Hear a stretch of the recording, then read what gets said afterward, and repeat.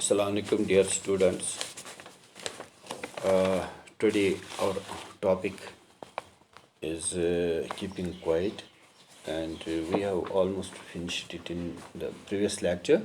Now let's discuss the questions. Before that, let's have a look on the poem, and in a way, let's summarize it. First, let's see what's the theme of the poem. I already told you that the poet Neruda in this poem highlights the theme of the poem, that is, the necessity of quiet introspection and developing a mutual understanding among human beings. This is the main theme that runs through the whole poem, that he wants to develop a mutual understanding among human beings. He wants us to be unanimous. He wants us to be unison, so that we should not wage any war against each other. We should not take each other our enemies. So let's just go through the poem and summarize it like this. The poem begins on a note of quiet introspection, that we say already in the theme, quiet introspection. The poet asks the readers to count 12 and then sit still. He wants, in the very first line, he says that let's count 12 and be still. He implores us not to speak any language, and for some time not involve ourselves in any moment. Let's be momentless, means to be still, be quiet. Sorry. In this moment of silence, one can experience the strength of togetherness. When we observe this silence, we will experience the strength of together. We will do together, and so that's our strength. Or certain strange relationship, exotic relationship, that is the strange relationship, or unique relationship, or something real, to which humanity binds itself. Means this togetherness is something rare or unique, that we are actually bound together.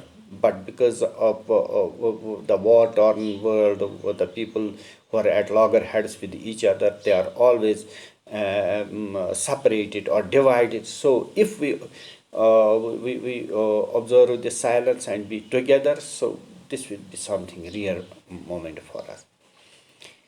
In this blissful moment of extreme silence, so this is something blissful, humans and nature will have time to heal their wounds.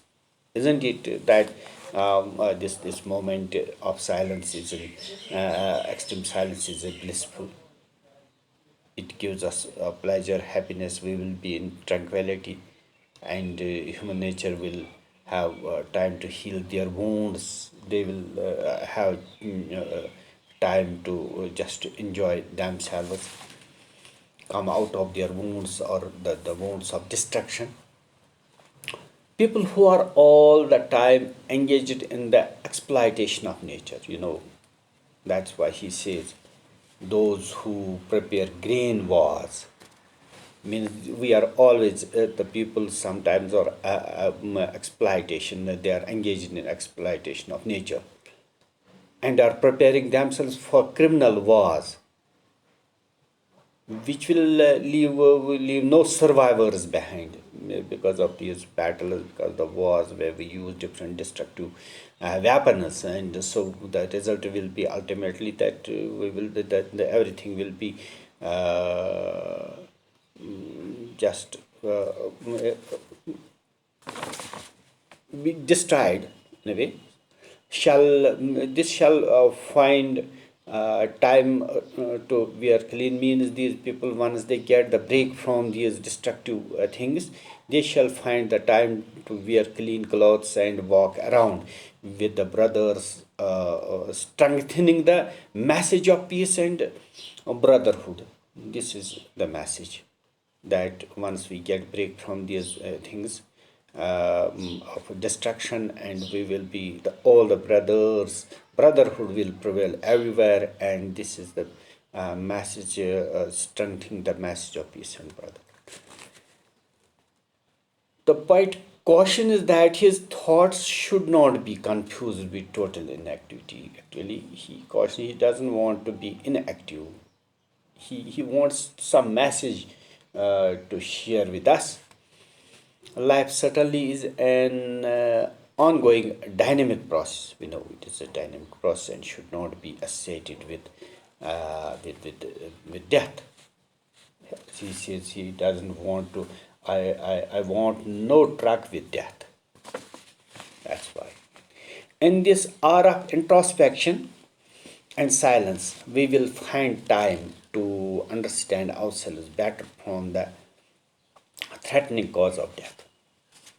Death is prevailing everywhere because of our activities, that we are producing the mass destructive weapons, poisonous gases, and all weapons are just threatening cause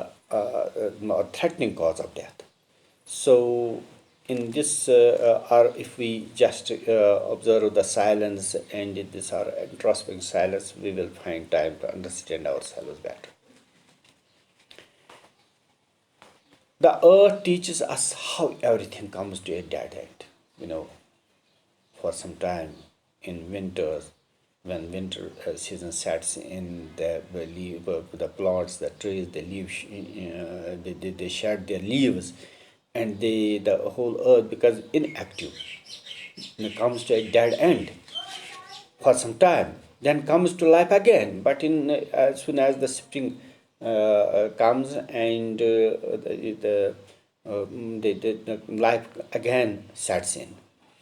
In the same manner, from this hour of silence, means if we observe the silence, and from this hour of silence, in same way as the earth becomes active and full of life again after a winter, when it is just like a dead planet, one can learn the need to bring all evil thoughts to their end and revive a new life of peace and tranquility. So it is easy to understand when, if we observe the similar in the same way, we take an example from earth. If we observe the silence for some time, we learn to need bring all evil thoughts would come to stand still. Means in doing self introspection, we will just do the good things and get rid of the bad thoughts and revive in life of peace and tranquility. Means again there will be then peace and tranquility everywhere. Everywhere the poet brings an end to his session of this introspection, instructing men to keep quiet, and then leaves them in tranquility. Means once we keep quiet, and we will land in tranquility, everywhere there will be peace, and only provided that we just simply introspect ourselves, our activities. If we have done anything wrong, we just try to correct those mistakes, and just to come, to make friends with our fellow beings, rather than make animosity or do any such activity which destroys the whole humanity. This is the message that goes through the whole poem. So I think with this I conclude today's lecture. Let's discuss the question in next next lecture. Till then, Khuda.